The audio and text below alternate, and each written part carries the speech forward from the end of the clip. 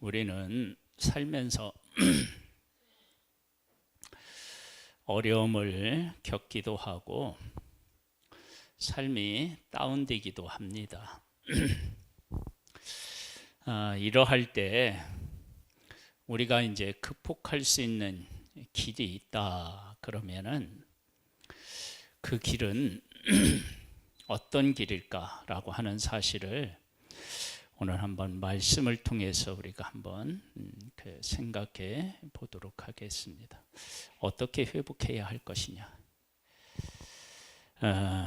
19장 1절에 보면 어떤 사람이 요압에게 하리되 왕이 압살롬을 위하여 울며 슬퍼하시나이다 하니 왕이 그 아들을 위하여 슬퍼한다 함이 그날의 백성들에게 들리매 그날의 승리가 모든 백성에게 슬픔이 된지라.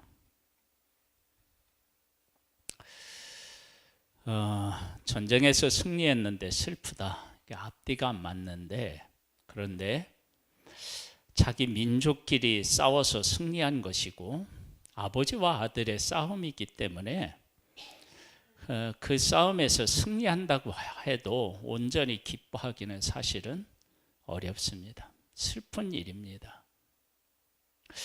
이런 슬픈 전쟁을 하고도 이 전쟁의 슬픔을 딛고 일어서서 승리한 것에 대해서 받아들이고 그리고 그 승리를 누릴 줄 알아야 됩니다. 그러니까 슬픔이 있다고 해서 그 슬픔 속에 사로잡히면 또 다른 문제를 만날 수 있기 때문에 그렇습니다. 그래서 우리는 살면서 그 고통과 아픔을 주는 그런 싸움을 할 때가 있고 승리를 얻었지만 그 승리가 아닌 것처럼 여겨질 때가 있습니다. 그렇다 하더라도 그 싸움에서 승리한 것은 맞고 좀 더 이것을 깊이 들여다보면 하나님의 뜻을 거스리는 것과 하나님의 뜻을 지키고 그 가운데 서는 것과의 싸움이었잖아요. 그래서 하나님께서 다윗에게 구원과 승리를 허락해 주셨는데 그런 입장에서 하나님께서 우리에게 승리를 주셨고 그 승리는 하나님께서 하나님이 기름 부었고 하나님이 언약하신 것을 하나님이 지키신 것이다 라고 하는 가장 기본적이고 근본적이고 그리고 최종적으로 남아야 될 것 그것을 위해서 싸운 것이기 때문에 그 싸움에서 그것 때문에 싸웠고 그 싸움에서 이겼다라고 하는 사실을 이렇게 인식해야만 됩니다. 그러니까 이것을 하지 못하고 이스라엘 대 이스라엘과 싸웠고 아버지와 아들이 싸웠다 이렇게만 생각하면 어떻게 되느냐, 잘못하다가 문제가 생기게 됩니다. 이 싸움은 영적인 싸움이다. 그래서 이제 우리가 교회 내에서도 마찰이 있을 수 있어요. 그랬을 때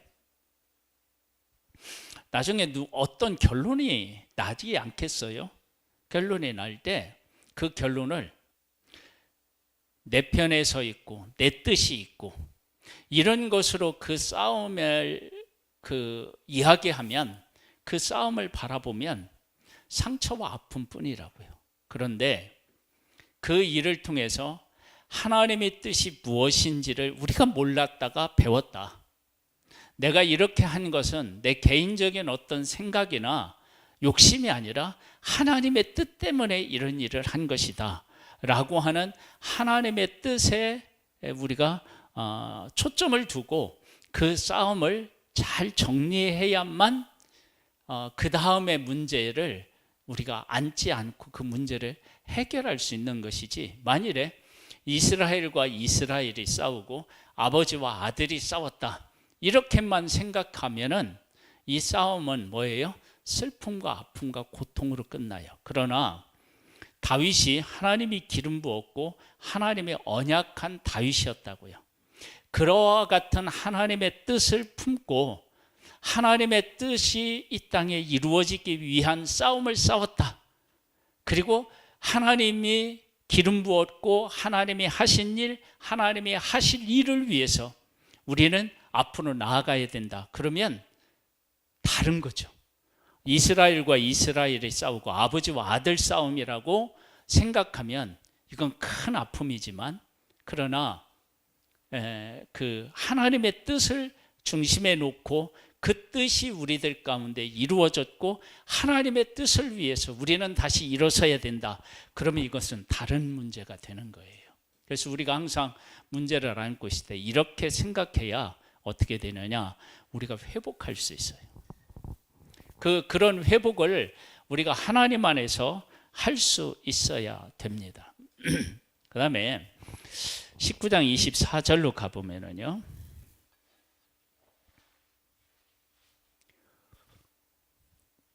사울의 손자 무비보셋이 내려와 왕을 맞으니 그는 왕이 떠난 날부터 평안히 돌아오는 날까지 그의 발을 맵시내지 아니하며 그의 수염을 깎지 아니하며 옷을 빨지 아니하였더라. 예루살렘에서 와서 왕을 맞을 때에 왕이 그에게 물어 이르되 무비보셋이여 네가 어찌하여 나와 함께 가지 아니하였더냐 하니, 다윗 왕은 무비보셋이 누구 편에 섰다고 오해한 거예요? 압살롬 편에 섰다고 오해한 거예요. 그런데 무비보셋이 이렇게 얘기해요. 대답하되 내 주 왕이여, 왕의 종인 나는 다리를 절므로 내 나귀 한정을 지어 그 위에 타고 왕과 함께 가려 하였더니 내 종이 나를 속이고 종인 나를 내 주 왕께 모함하였나이다. 내 주 왕께서는 하나님의 사자 같으시니 왕의 처분대로 하옵소서. 내 아버지의 온 집이 내 주 왕 앞에서는 다만 죽을 사람이 되지 아니하였나이까. 그러나 종을 왕의 상에서 음식 먹는 자 가운데 두셨사오니 내게 아직 무슨 공의가 있어서 다시 왕께 부르짖을 수 있사오리이까 하니라. 왕이 그에게 이르되 네가 어찌하여 또 네 일을 말하느냐? 내가 이르노니 너는 시바와 밭을 나누라 하니 무비보셋이 왕께 아뢰되 내 주 왕께서 평안히 왕궁으로 돌아오시게 되었으니 그로 그 전부를 차지하게 하옵소서 하니라. 우리가 싸움을 하고 그 싸움이 끝났을 때 우리가 무엇과 마주할 수 있느냐면 거짓과 진실을 마주할 수 있어요. 이때 거짓에 대해서 어떻게 우리가 해야 되느냐? 여기 보면 그 밭을 어떻게 하라고 얘기해요? 시바와 어떻게 해요? 나누라고 얘기해요. 시바가 왔을 때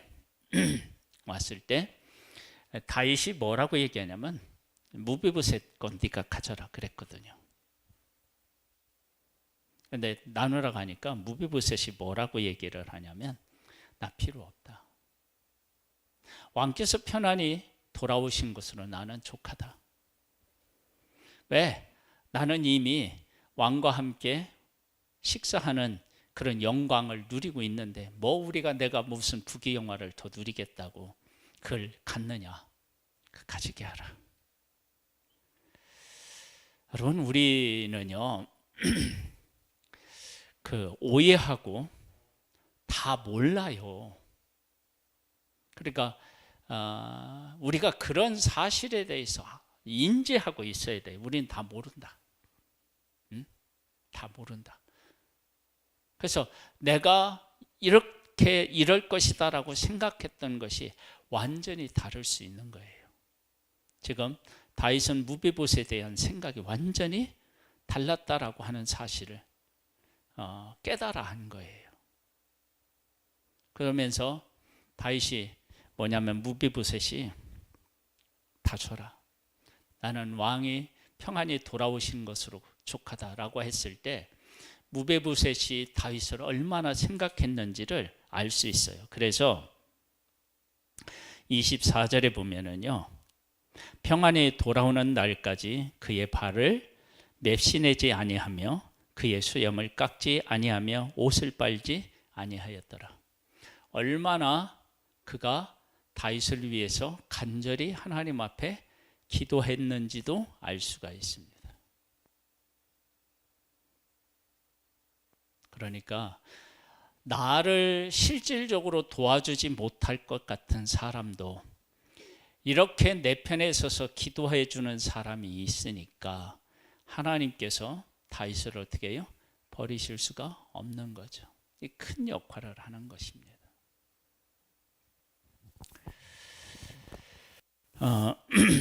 그 다음에 이제 20장으로 가보면은요,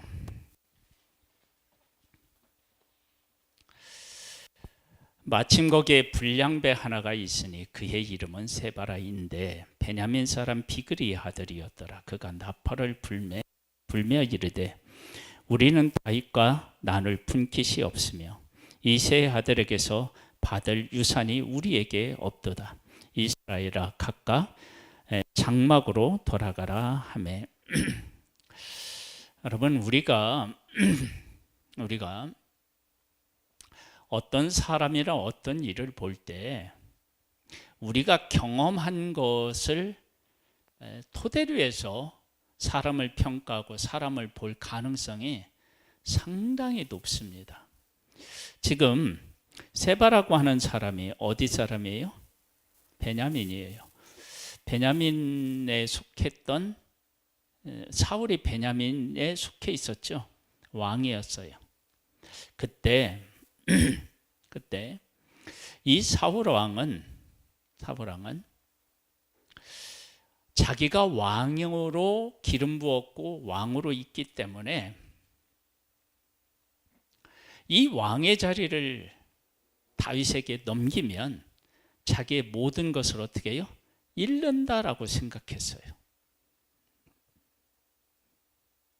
그런데 다윗은 우리가 이제 보았듯이 전쟁에 나아가는데 싸움하러 가는데 지쳐서 못 간 사람 있었죠. 그리고 함께 간 사람이 있었어요. 그때 돌아올 때 못 간 사람들은 처잔만 돌려주고 내보내자. 그렇게 할 때 다윗이 뭐라고 얘기해요? 똑같이 나눈다. 그것을 규례로 정해버렸어요. 그렇다면 그런 다윗이었다면 다윗이 왕이었을 때 네건 내 것을 구분했겠어요? 근데 이들이 이렇게 이야기한 것은 누구의 영향을 받은 것이냐? 세상의 관점, 특별히 사울의 관점의 영향을 받았을 거예요.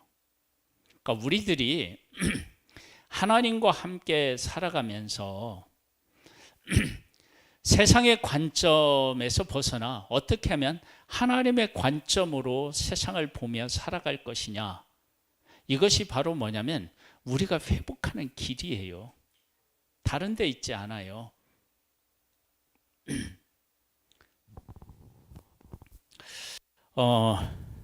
이렇게 세바가 반역할 때 이제 나중에는 어떻게 되냐면 여인에 의하여서 이가 목배해서 전쟁이 끝난다고요. 우리가 어떤 일을 겪을 때 왜 그 문제를 해결하지 못하고 문제에 자꾸 휘둘리면서 살아가느냐 그러면 하나님의 관점으로 보고 하나님 안에서 행하지 않기 때문에 그런 거예요. 그러니까 사단은 자꾸 우리에게 어떤 마음과 어떤 생각을 심어주느냐 그러면 세상의 관점을 자꾸 우리에게 심어줘서 하나님의 관점으로 보고 행하는 것을 어리석은 것으로 생각하거나 손해보는 것으로 생각하도록 자꾸 우리를 만들어버려요. 그러면 어떻게 되느냐면 해결의 실마리가 찾아질 수가 없어요. 다윗이 압살롬의 반역에 의해서 도망갔다가 다시 이제 회복되는 과정에서 보면 다윗이 회복되는 그 과정에서 다윗에게서 발견되는 아주 중요한 관점은 뭐냐면 하나님 관점이에요. 시므이가 막 저주할 때 저주하게 내버리더라. 하나님께서 그가 나를 저주하라고 하나님이 하셨을 것이다. 그리고 내가 이 원통함 당한 것을 하나님이 보시고 내게 구원으로 갚아주실 것이다.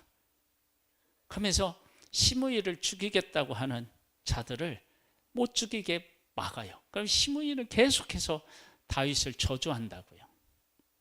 그때 다윗은 뭐냐면 하나님 관점으로 그냥 보고 하나님의 구원의 손길에 의지해요. 자기가 가지고 있는 힘으로 원수를 갚지 않은 거예요.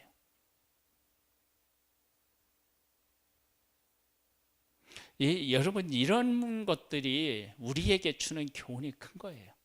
우리가 만약에 우리 안에 있는 일들을, 이 큰 일을 만났는데 이렇게 우리가 이야기하면 사람들은 뭐라 할까요? 비웃고 조롱할 거예요. 여러분, 예수님의 십자가가 비웃음과 조롱거리였어요. 근데 예수님이 십자가를 지고 십자가에서 죽으셨을 때 그 어떤 것도 해내지 못하는 부활의 역사를 만들어냈다고요. 우리에게 하나님 안에 있어서 회복이라고 하는 것은 하나님 관점으로 보고 하나님 안에서 행하는 것이 있을 때 진정한 회복이 우리에게 있는 거예요.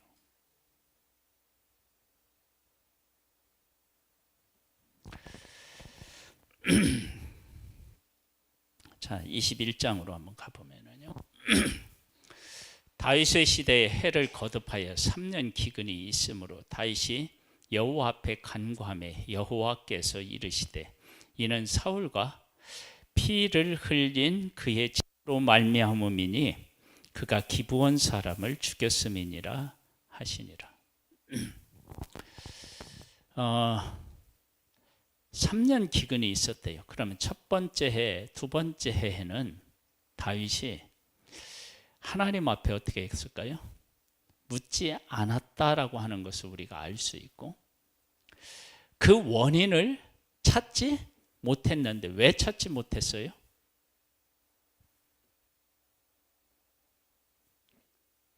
세 번째는 3년째 됐을 때는 어떻게 찾은 거예요? 하나님 앞에 물어서 찾았잖아요.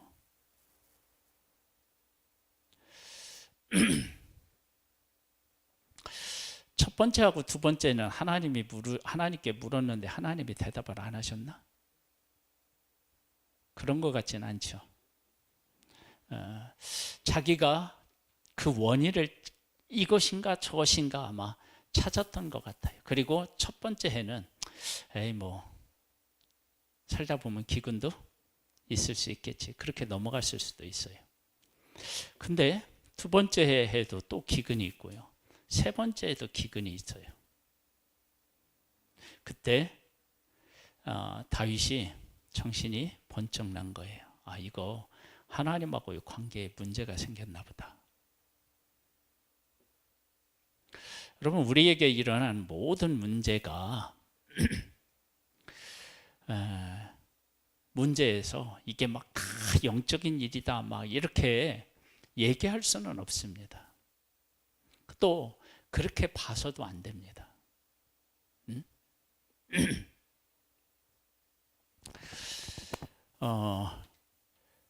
왜냐하면 하나님이 우리를 만드실 때 두 가지가 다 결합된 존재로 만드셨잖아요. 하나는 육적인 것, 하나는 영적인 존재. 이 두 가지가 다 있다고요. 그래서 일반적인 육에 속한 일들이 있는 거예요. 여러분, 배고픈 것이 마귀의 역사인가요? 졸린 것이 마귀의 역사인가요? 물론 마귀가 역사에서 깨어 있어야 되는데 졸 때가 있을 수 있어요.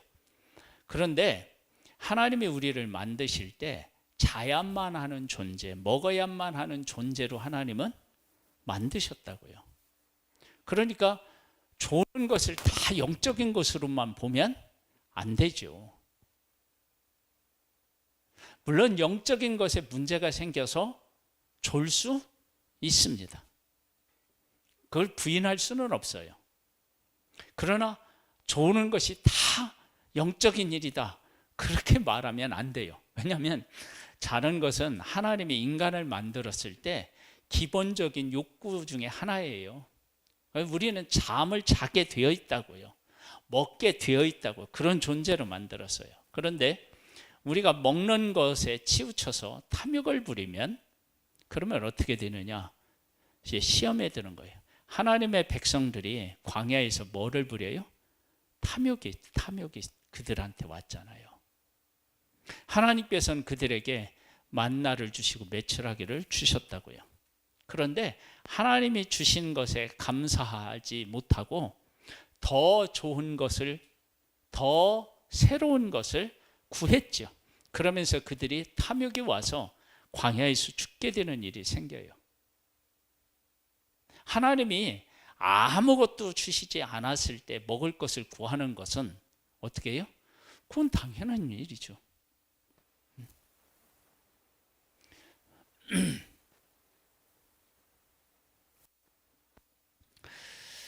어,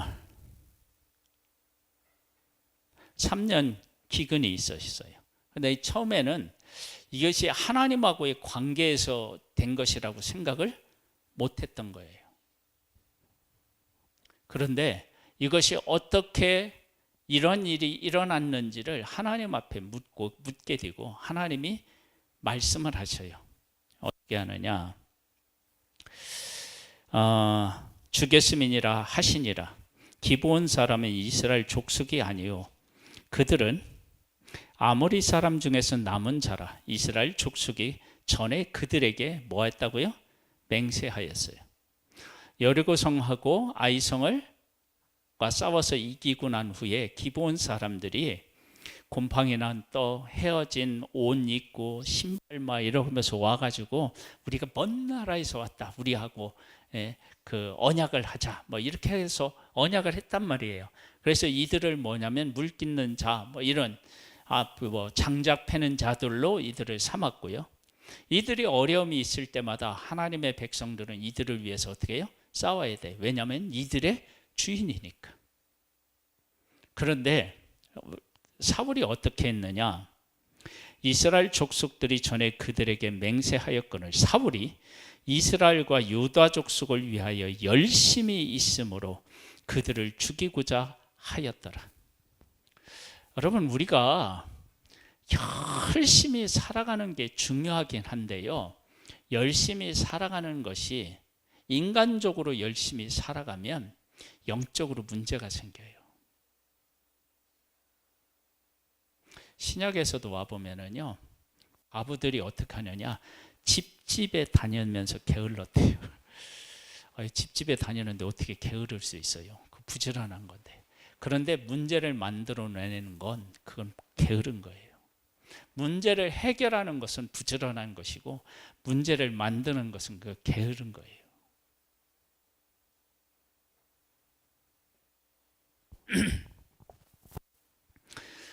사울이 이스라엘과 유다 족속을 위하여 열심을 냈다. 사울이 진짜 백성을 위하려면 어떻게 해야 되느냐? 하나님의 말씀에 순종하면 되는 거예요. 전쟁이 일어났을 때 하나님 앞에 제사를 지내야 되는데 그 제사의 권한은 누구에게 있냐? 사무엘에게 있다. 그러면 사무엘이 올 때까지 기다리는 거예요. 만약에 기다리다가 사무엘이 안 와서 문제가 생겼다, 그럼 그 문제에 대해서 누가 책임지겠어요? 하나님이 책임지시는 거예요. 아말렉을 진멸하라고 하는데 좋은 것을 남겨놓고 하나님을 섬기겠다고 거짓말을 친다. 탐욕이 그에게 생겼던 거예요. 그래서 사울은 하나님의 백성들을 어떻게 해요? 무너지게 만들었어요. 영적으로 무너지게 만들었다고요. 그런데 이스라엘과 유다 족속을 위하여 열심을 내다가 기브온 사람을 죽인 거예요. 그러니까 하지 말아야 될 일을 한 거예요. 여러분, 우리가 열심을 내는 게 좋은데 열심을 내다가 하지 말아야 될 일을 하는 것이 이게 정말 문제가 됩니다. 그러니까 하나님 안에서 내가 열심을 내야 되는 것이 무엇인지를 알아야 회복의 은혜가 있는 거예요. 그래서 어떻게 됐느냐? 이스라엘에 3년 기근이 있었어요. 그러니까 기브온 사람들을 이렇게 해한 일이 하나님의 마음에 아픔을 주었다라고 하는 것을 알 수 있습니다. 근데 이 맹세하는데 하나님이 하라고 했나요? 아니죠. 하나님 앞에 묻지 않고 했어요. 묻지 않고 했는데 책임은 누가 지시는 거예요, 지금? 하나님이 지시고 계시는 거예요. 여러분, 우리가 하나님의 뜻대로 하지 않아도 하나님은 우리의 하나님이시니까 우리가 잘못한 일에 대해서 하나님이 책임을 지셔요. 책임을 지시는데 그 책임을 하나님이 지실 때 우리가 하나님의 말씀 안에 거하지 않으면 하나님의 뜻에 거스리잖아요. 그러면 그 거스린 거에 대한 대가가 우리의 삶에 오는 거예요. 지금 그 이스라엘이 그런 거예요. 근데 이러한 사실에 대해서 그 누구도 이것이 문제였다라고 하는 사실을 인식하지 못했어요. 그런데 기브온 사람들은 이 일이 너무 가슴이 아파서 도저히 잠을 잘 수가 없고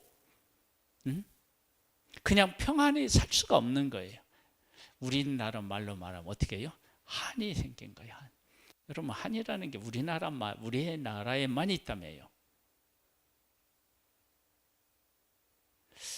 이제 그래서 하나님 앞에 부르짖었더니 하나님께서 그들의 부르짖음이 맞다라고 응답하신 게 기근인 거잖아요. 그때 하나님의 응답을 받고 하나님의 뜻 안에 있어요. 그 뜻에 순종을 해요. 보세요. 다윗이 압살롬의 반역, 세라의 반역, 기근 이런 문제들이 있을 때 다윗이 어떻게 이런 문제를 극복하고 다시 회복하느냐? 그러면 하나님에게로 가요. 하나님 중심으로 서요. 문제를 대할 때. 그렇게 하면서 어떻게 되느냐? 회복의 역사가 일어나요. 우리가 문제를 놓고 고민하고 슬퍼하고 괴로워하고 힘들 수 있어요. 근데 그 과정에서 하나님의 뜻이 어디에 있는지를 알고 그 하나님의 뜻을 추구하게 되면 힘든 일은 겪지만 회복의 은혜가 있어요. 하나님이 하시는 일을 경험하게 되는 그런 은혜를 누릴 수가 있다고요. 그런데 그것을 내 욕심, 내 방법을 따라서 하면 그 문제를 해결할 수가 없어요.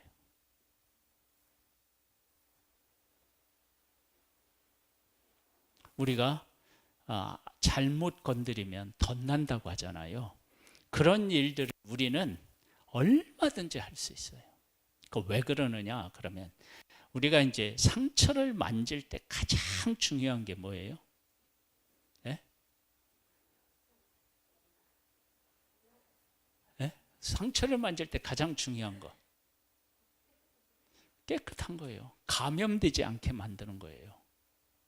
그런데 우리는 죄인이에요. 죄인인 우리가 뭘 만지면 그게 어떻게 되냐면 오염되고 감염되는 거예요. 그래서 어떻게 되느냐? 오염되고 감염 안 되려면 거룩하신 하나님이 만지셔야 되는 거예요. 여러분, 우리가 좋은 지혜를 썼다 할지라도 그 좋은 지혜가 하나님의 승인이 없는 지혜는요, 그건 지혜가 아니에요.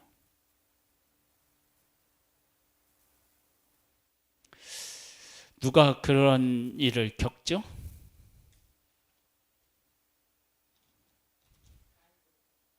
예? 아히도벨이 그렇게 돼요. 아히도벨이요,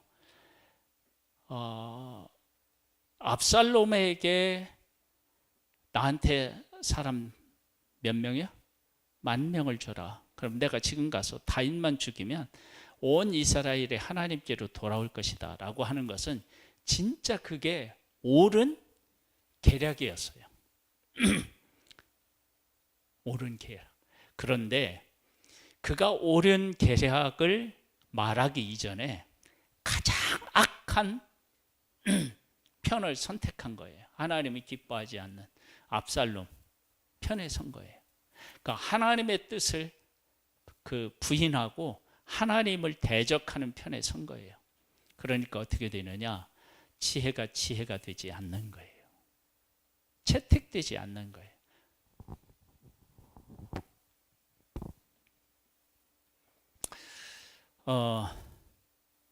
그가 왜 아히도벨이 죽었느냐? 아히도벨은 안 거예요. 이 전쟁은 압살롬이 이길 수 없다. 그러면 어떻게 되죠? 자기는 반역자인 거예요. 여러분, 나중에 압살롬 편에 선 사람들이 다 어떻게 해요? 죽어요. 그때가 아니더라도. 압살롬 편에 서지 않은 사람이 아히도벨, 아니 누구야? 아도니아가 반역할 때 또 그쪽에 선 사람이 요압이라고 하는 사람이 또 그쪽에 서잖아요. 나중에 다 죽는다고요. 그리고 솔로몬 때에 다윗에게 거짓말을 하고 이런 사람들이 어떻게 해요? 다 죽어요. 그러니까 아히도벨은요, 이미 그 사실을 안 거예요. 그때 이 아히도벨이 깨달아야 되는 게, 내가 하나님께서 다윗 왕을 택하여 기름 붓고 그와 언약했다고 하는 이 귀한 사실을 내가 놓쳤구나. 그렇게 하고 회개하고 돌아왔으면 어땠을까? 여러분, 우리가 하나님을 떠나잖아요. 하나님을 떠나면 어떤 일이 생기느냐? 회복의 길을 모르는 거예요. 다윗은 어떻게 되느냐? 압살롬에게 이렇게 가는데 하나님이 무엇을 원하시는지에 대한 관심을 갖고 그 하나님 중심으로 그 도망다니는 그 시간을 그렇게 하나님 앞에 자기 자신을 신앙 고백을 하면서 지켜요. 그때 다윗이 회복의 은혜가 있었다고요. 그러니까 우리들이 어려움을 겪을 수 있고 아픔을 겪을 수 있지만 하나님의 뜻이 어디 있는지를 묻고 그 뜻 안에 거하면 우리에게 진정한 회복이 있어요. 근데 그러한 일들을 할 때 사람들은 주변에서 반대의 의견을 내죠. 시므이가 막 저주할 때 요압이 어떻게 해요? 내가 가서 죽이겠다. 그렇게 얘기해요. 다윗은 막아요. 막았을 때 요압과 그의 어떤 생각을 했을까요? 한번 생각해 보세요. 왕이 하지 말라고 하니까 못하기는 하지만 속으로는 어떻게 했을까요? 좀 불만이 있지 않았겠어요?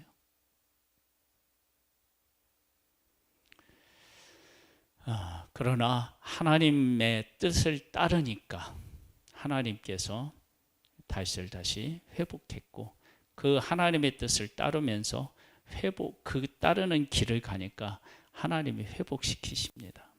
우리가 어렵고 힘든 길이지만 하나님의 뜻을 깨달아 알아야 되고 그 어려울 때 그리고 그 하나님의 뜻을 따라 살아가면 놀라운 회복의 은혜들을 경험하는 복을 누리게 될 것입니다.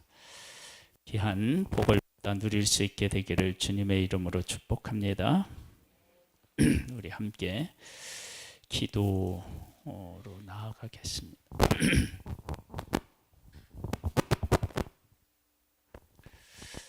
사랑하는 하나님 아버지, 감사합니다.